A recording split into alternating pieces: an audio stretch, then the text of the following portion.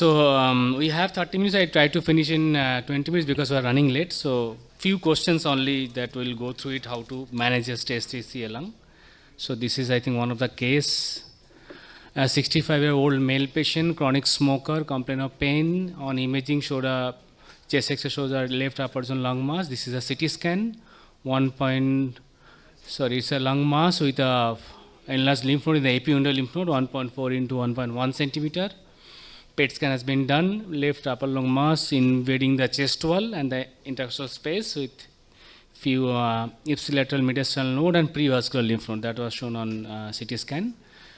There is no distant mets, no actionable mutation, PD-L1 15%, biopsy adenocarcinoma, so it's become clinically T3N to M0. So I'll start with Srinivas sir. Do we routinely do a mediastinal staging in all patients with stage 3 CA lung, irrespective of PET-CT report? Like this patient? Yeah, most patients we would like to do it. Of course, in clear-cut patients where there are bulky N2 and multiple nodal stations which are clearly involved with necrotic nodes, those are the ones which we avoid doing mediastinoscopy or EBUS. But majority we would like to do it. Okay. Priya ma'am, so this patient would you take consider for a surgical patient if we see only two station, one mediastinal, let's say paratracheal and AP window is involved, and we do a EBUS. Definitely EBUS only take only the paratracheal and the subcarinal, AP window cannot sample. If the patient is fit and the lung function is okay, would you consider this patient as a surgical candidate? No, I would actually like to give him some form of neoadjuvant therapy after I discuss it in the... Yeah, well, I'm talking about definitely, that will come later, but would this candidate be a surgical candidate? Yeah, resectable. So perioperative approach followed by surgery. Yeah. And in MRI brain too. of course. So I am assume that we all doing MRI brain for all these patients with contrast. Yeah. So are we doing all patient NGS and PD-L1, or we are doing only EGFR, ALK and ROS1? Sir, Pinati sir. I would suggest that we will also add functional capacity and discuss. So coming to the biomarker testing, probably if we are doing, probably NGS will make more sense, but it will take more time. But if this patient is decided for neoadjuvant treatment, at least I would like to have EGFR, ALK and PD-L1. At least these two, including the PD-L1. Okay, right. So the conclusion is that we are all doing PET-CT, we are all doing MRI brain and middle staging where is required, unless there is a multi-station bulky N2 and patient is clear-cut unresectable, including the locally advanced T4 lesion. And definitely for even this patient, it can go to both sides, T3 N2, be it surgical, be it CTRT approach. So let's see what happened. Yeah, so chemoradiation followed by consolidation immunotherapy, surgery for our perioperative approach.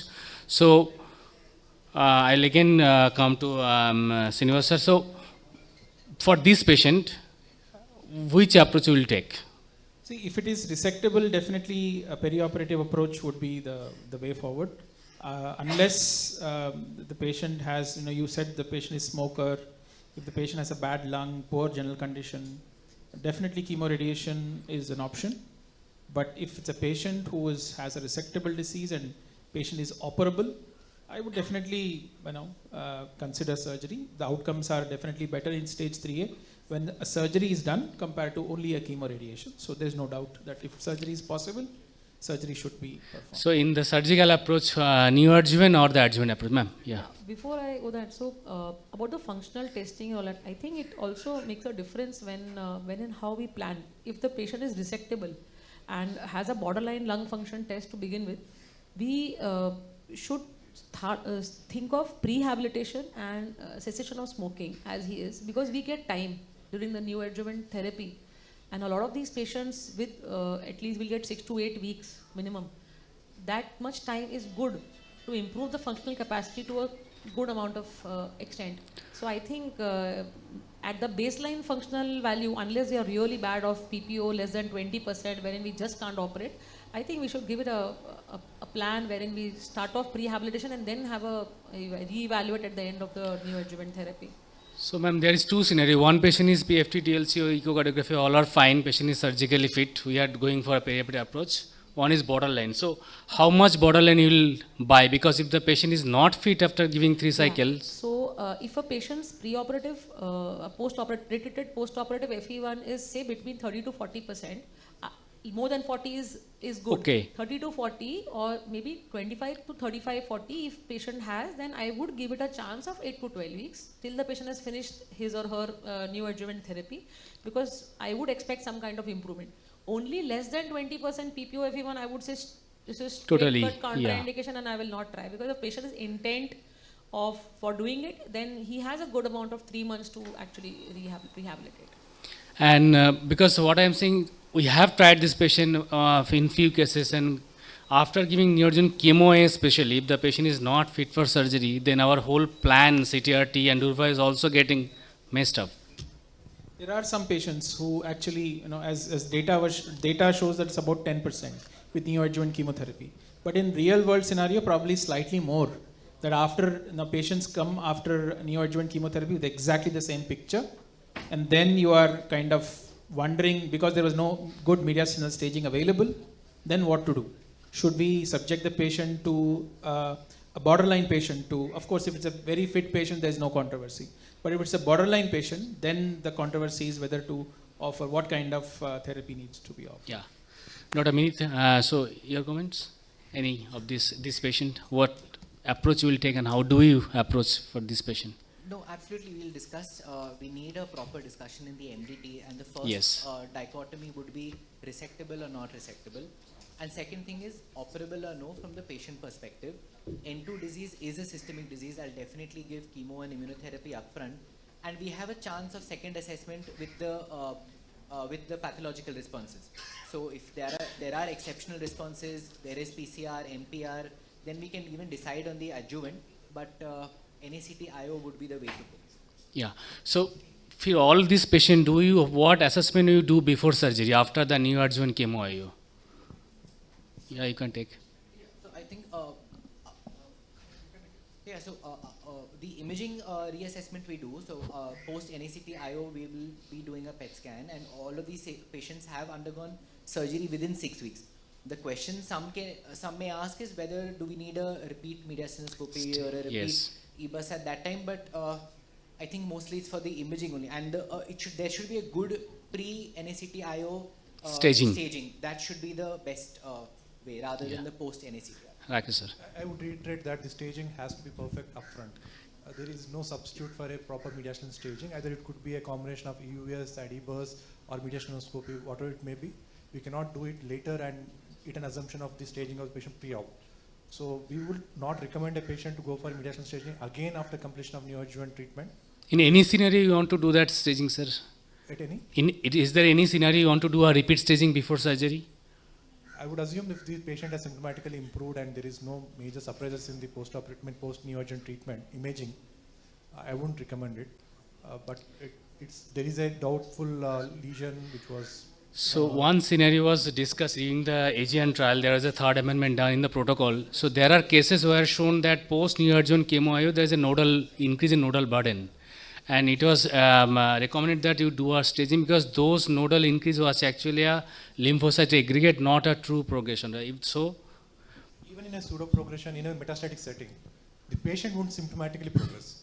There would be a case in which radiologically we find increase in lymph nodal size or increase in metastatic site lesions, but patient would subjectively improve in symptoms and quality of life. now what I am saying, if there is a nodal burden increase, your surgeon may say that these nodes look increasing, it may not be a surgical kind. Preoperative mediastinal staging, Yes, so those are the few cases we have done in one patient, and that came out again as a just reactive, but the size was increased. But this thing can happen with neoadjuvant chemo IO, not with the chemo, ma'am. Yeah, a lot of patients actually when we operate post IO, there are a lot of lymph nodes which are actually enlarged, but they turn out to be very adherent and reactive. Yes. So that is the message I want to say. And sir, Srinivas sir, in your practice, what is the rate of concurrent versus sequential? I just wanted to ask, percentage wise. Yeah, obviously ours is a private center where patients of a particular type of patients come to us. So ours is probably higher. I would say about 70-30. Of course, it depends on age. If I'm just generalizing, because we do see a lot of young patients, young lung cancer patients, and therefore I would say about 70-30 would be concurrent to sequential. And when you do the first assessment, be it physical and the radiological after the CTRT, because you have to move towards durvalumab maintenance if you are doing a CTRT. Sorry? When you are going to do the response scan or the physical assessment after CTRT, how fast? So after CTRT, if the patient is being planned for immunotherapy, we would do an earlier scan, especially after, as soon as the patient esophagitis is better, patient is symptomatically better, because patient, if has lost weight about 4 to 5 kgs, it takes some time for him to come back. So if immunotherapy is not in the picture because of whatever reasons, then we would call the patient after 2 months for a PET scan and then evaluate him further. Dr. Minith, what is your practice when do you start durvalumab for a patient who has tolerated very well and fit? So for those patients who have not progressed within 6 weeks would be the ideal.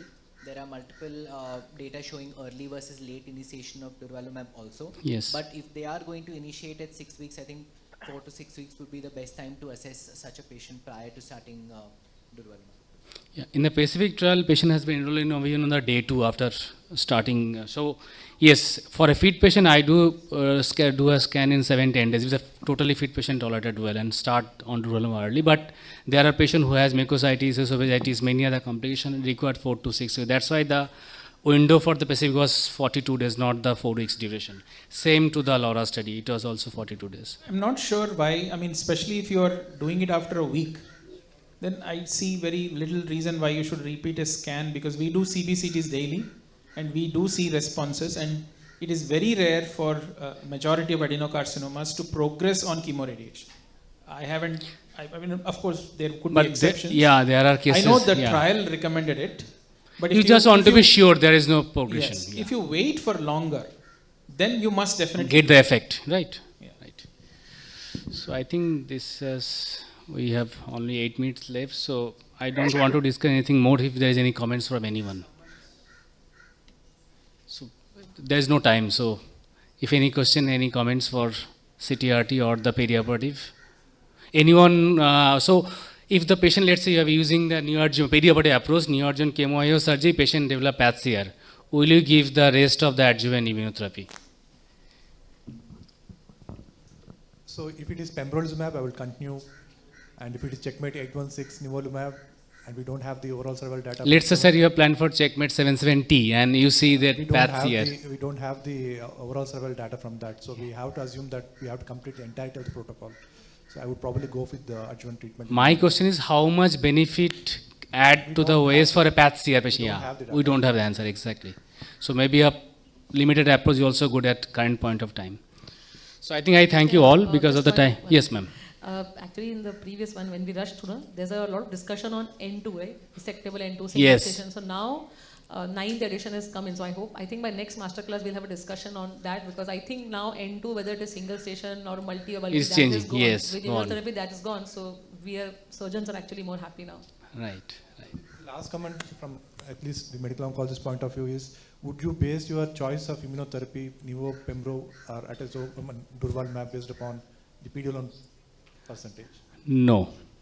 This is my answer, sorry. So as per the recent, there's a meta-analysis published in JAMA of 3,000 patients. Yeah. It answered very, very important questions, and it was like, it should be at least 1%. So it's that it's approved for all comers, but the benefit is maximum if there is at least 1%. Would you give who is negative? That is a question. Yes, I will give for those who are negative. It is for all comers, that's what I'm saying. And even for the question about PCR, so they've answered the question, is there an incremental benefit of adjuvant IO or no in that scenario? And they've clearly said that if the patient has achieved a PCR, there may not be an incremental benefit of adjuvant IO. So, but that's based on the 8 randomized trial. Yes. Yeah, we know that. Meta-analysis of 3,000 patients. So, gives some reassurance, but... Last question. EGFR positive, will you give neoadjuvant chemo IO? No. Okay, so that should be the message. Thank you very much for this discussion. Thank you.